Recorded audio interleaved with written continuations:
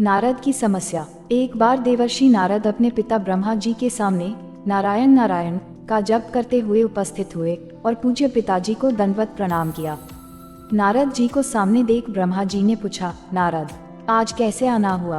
तुम्हारे मुख के भाव कुछ कह रहे हैं। कोई विशेष प्रयोजन है अथवा कोई नई समस्या?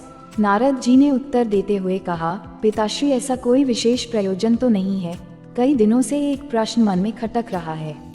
आज आपसे इसका उत्तर जानने के लिए उपस्थित हुआ हूँ। तो फिर विलंब कैसा? मन की शंकाओं का समाधान शीघ्रता से कर लेना ही ठीक रहता है। इसलिए निसंकोच अपना प्रश्न पूछो। ब्रह्मा जी ने कहा, पिताश्री, आप सारे सृष्टि के परमपिता हैं। देवता और दानव आपकी ही संतान हैं। भक्ति और ज्ञान में देवता श्रेष्ठ हैं तो शक्ति तथा तपाचरण में दानव श्रेष्ठ हैं।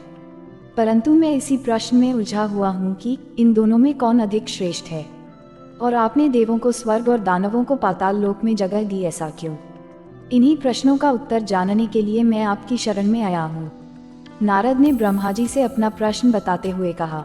नारद का प्रश्न सुन ब्रह्मदेव बोले, नारद, इस प्रश्न का उत्तर देना तो कठिन है और इसका उत्तर मैं नहीं दे पाऊंगा, क्योंकि देव और दानव दोनों ही मेरे पुत्र हैं एवं अपने ही दो पुत्रों की तुलना अपने ही मुख से करना उचित नहीं होगा। लेकिन फिर भी तुम्हारे प्रश्न का उत्तर ढूंढने में मैं तुम्हारी सहायता कर सकता हूँ। तुम आज ही देवों और दानवों दोनों को मेरी ओर से भोजन का निमंत्रण भेजो। कल ही हम उनके लिए भोज का आयोजन करेंगे और कल ही तुम्हें तुम्हारे प्रश्न की देव क्यों स्वर्गलोक में है तथा दानव पाताल लोक में का उत्तर भी मिल जाएगा। नारद तत्काल ही असुरों और देवों को निमंत्रण दे आए। दूसरे दिन दानव ब्रह्मलोक में भोजन का आनंद लेने के लिए पहुंच गए और उन्होंने पहले पहुंचने के कारण भोजन की पहली शुरुआत खुद से करने के लिए ब्रह्मा जी से आग्रह किया। भोजन की पालियों परोसी गई। दानव भोजन करने के लिए बैठे। वे भोजन शुरू करने ही वाले थे कि ब्रह्मा जी हाथ में कुछ लकड़ियां लेकर उनके समक्ष उपस्थित हुए और उन्होंने कहा, आज के भोजन की एक छोटी सी शर्त है।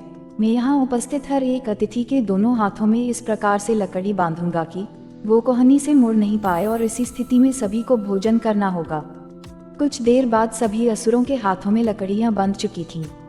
अब असुरों ने खाना शुरू किया, पर ऐसी स्थिति में कोई कैसे खा सकता था? कोई असुर सीधे थाली में मुंह डालकर खाने का प्रयास करने लगा तो कोई भोजन को हवा में उछालकर मुंह में डालने का प्रयत्न करने लगा। दानवों की ऐसी स्थिति देखकर नारद जी अपनी हंसी नहीं रोक पाए।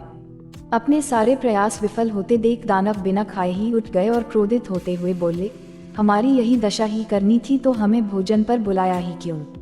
कुछ देर पश्चात देव भी यहाँ पहुँचने वाले हैं। ऐसी ही लकड़ियों आप उनके साथ में भी बांधिएगा ताकि हम भी उनकी दुर्दशा का आनंद ले सकें। कुछ देर पश्चात देव भी वहां पहुंच गए और अब देव भोजन के लिए बैठे। देवों के भोजन मंत्र पढ़ते ही ब्रह्मा जी ने सभी के हाथों में लकड़ियां बांधी और भोजन की शर्त भी रखी।